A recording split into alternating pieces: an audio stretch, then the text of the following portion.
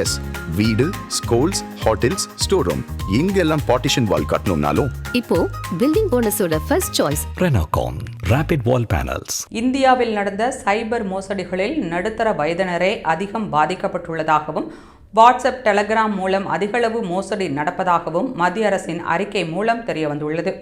அதில் இந்தியாவில் சைபர் குற்றங்கள் நாளுக்கு நாள் அதிகரித்து வருகின்றன. இதுகுறித்து தொடர்ந்து விழிப்புணர்வு ஏற்படுத்தினாலும் பலர் மோசடியில் சிக்கிக் கொள்கின்றனர். இந்நிலையில் இந்தியாவில் சென்ற 6 மாதங்களில் மட்டும் 30,000க்கும் அதிகமானோர் சைபர் மோசடியில் சிக்கியுள்ளனர். அதன் மூலம் 1,500 கோடி ரூபாய் அளவுக்கு அவர்களுக்கு இழப்பு ஏற்பட்டுள்ளது.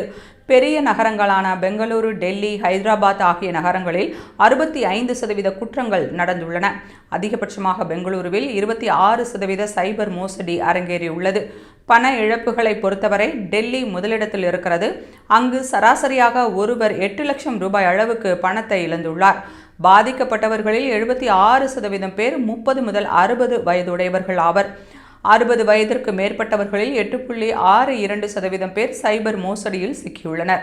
வாட்ஸ்அப், டெலகிராம் போன்ற செயலிகள் மூலமாகவே மட்டுமே சுமார் 20% குற்றங்கள் பதிவு செய்யப்பட்டுள்ளன. லிங்க்டின், எக்ஸ் போன்ற தளங்கள் மூலமாக 0.31% சைபர் குற்றங்கள் மட்டுமே நடந்துள்ளன. போலி வலைத்தளங்கள் மூலமாக 41.87% மோசடிகள் அரங்கேறியுள்ளன என்று அந்த அறிக்கையில் தெரிவிக்கப்பட்டுள்ளது.